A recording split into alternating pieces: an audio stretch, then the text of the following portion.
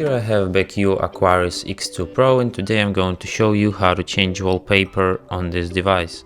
So first of all, you have to go to the settings, display.